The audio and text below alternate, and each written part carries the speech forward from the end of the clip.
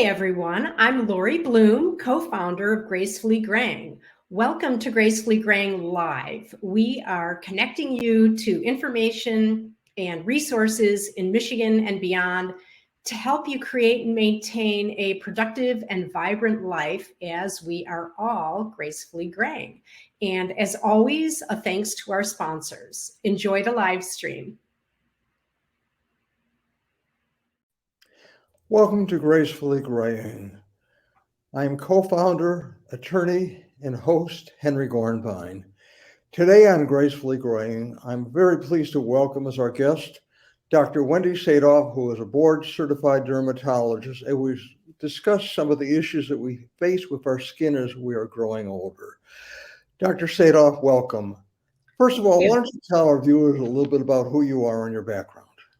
I've been practicing dermatology as a board-certified dermatologist for over 30 years now, and my practice is medical dermatology, surgical dermatology, as well as aesthetic dermatology.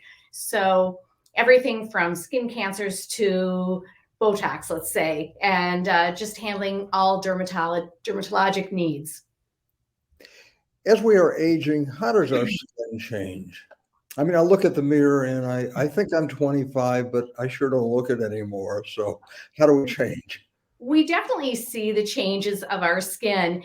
And I always say, thank goodness we can't see how everything inside is changing. That might be even scarier. But we lose elasticity. We lose the fat underneath the skin. We sag as a result of gravity. And a lot of the changes are really the result of the cumulative exposure to the sun.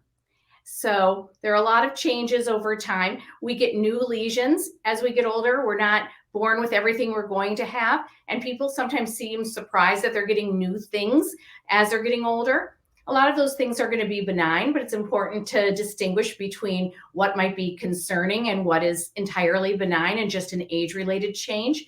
We bruise more easily. It's harder to heal a wound. So in many ways, we definitely see the effects of the years on our skin. Dr. Sadoff, do men and women's skin age differently? They do. Men tend to get wrinkles in certain places earlier and deeper wrinkles like their forehead.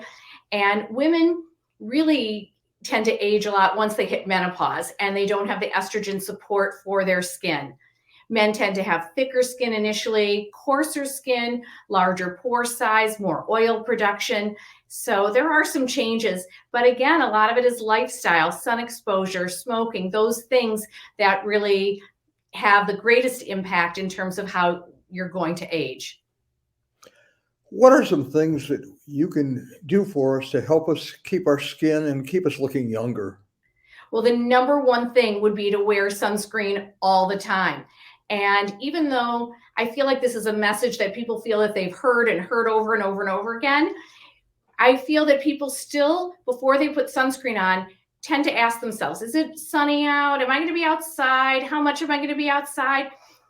I always say, when you're going to brush your teeth, you don't ask yourself, did you eat something sugary? You just do it. It's part of your routine. You know you need to do it. And sunscreen is the same way. When you leave the house, you have to have sunscreen on, because even if you're in the car, you've got ultraviolet A wavelength coming in directly to your skin and causing more aging changes on your left side usually than on your right, if you're the driver's side. So it's really, so sunscreen is number one.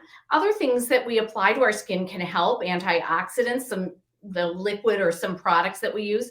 Of course, a healthy diet, maintaining a good weight, avoiding weight fluctuations, and avoiding smoking. Those are the main things. So it's really lifestyle.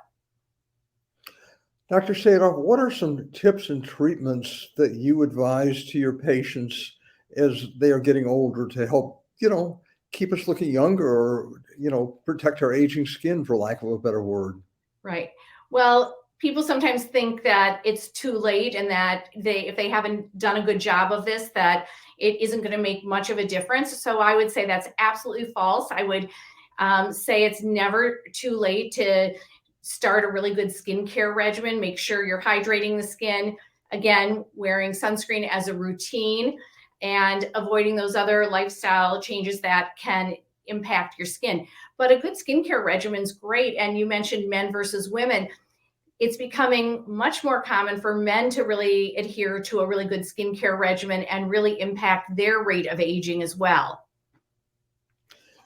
You already mentioned the sun. Let's talk a little bit more about the impact of sun on our skin and how, I guess, important it is, you said, to wear sunscreen, but what other things should we be doing? Because the sun, I know it causes wrinkles. I know it can lead to cancer. So let's discuss that in more detail. So sunscreen, people kind of have in their mind that it's going to be thick and greasy and cumbersome to apply. Everyone's going to see this white coconut smelling stuff on their skin. And that's just simply not true. There's been so many advances in terms of products, and people are putting other things on their skin, you know, women in particular using other makeup and things. They can just substitute a sunscreen for something they're already using and get the benefits of maybe the sunscreen and camouflage or whatever else they're attempting to use the other products for, hydration, moisturizers, things like that. Also, there's other ways to avoid ultraviolet assault or exposure to our skin. So, of course, sunglasses, there's really great sun protective clothing, and just ways to make it easier and protect your skin. Any amount of skin that you can protect with sun protective clothing is great. So for women, where they wear like a thin little shoulder strap here, if they can have it be wide, or they can have a short sleeve, you're protecting areas. The more you can protect, the better. And of course, a hat. We use an approximate measurement of about 10% reduction in skin cancer risk for every 1 inch of your brim. So aim for a 4-inch brim and reduce your skin cancer risk by 40%. So really, there are certain preventive measures that we can take. What are some other things that you deal with? Because you're talking about cosmetics and things. What are some things that we can do in addition to help keep us looking younger? There's so many aesthetic treatments, anything from laser to products. Everyone should be on a really good skincare routine. So not only the sunscreen, but an antioxidant, which is a topical product that would be applied. And why that's important is the damage that's done to our skin, whether it's from things in the air and the sun, is where our skin is destroyed by oxidative damage. And that's kind of like little tiny flames or little tiny hot spots that spread and destroy collagen and destroy DNA. And an antioxidant, I always say, is like just a blanket over that. It just puts out those little sparks and flames and really stops the damage, whether it's from the sun or from other particles in the air that are causing damage. And then a retinoid is a topical product also that can be used, has an amazing amount of, of studies behind it. I remember doing studies on retinoids when I was in medical school in 1986. So, I mean, they've been around a long time, very safe, and really help with the discoloration, the brown and the red spots from the sun, as well as wrinkling.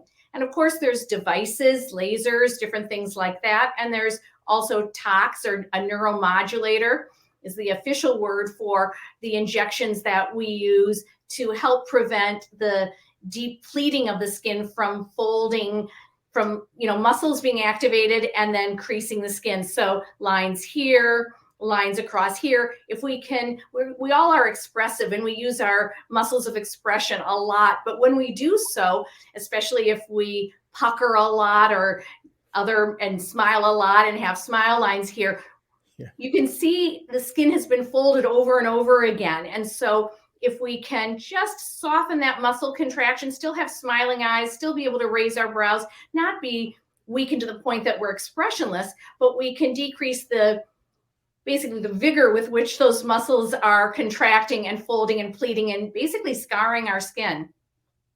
I'm curious, what about Botox? Well, that's Botox. That's the injection. Yep. Okay.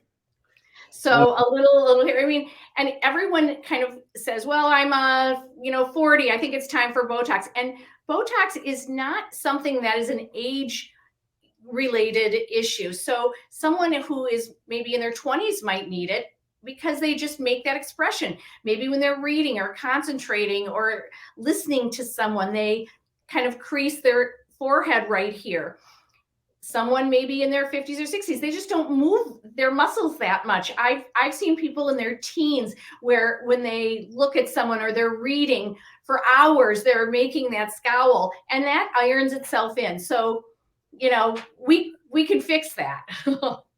And then there's fillers. There's an endless number of ways we can you know, deal with things. There are threads we can put in to kind of lift. So these are all either non-invasive or minimally invasive treatments to really look younger. And the earlier sometimes you start some of these, the better.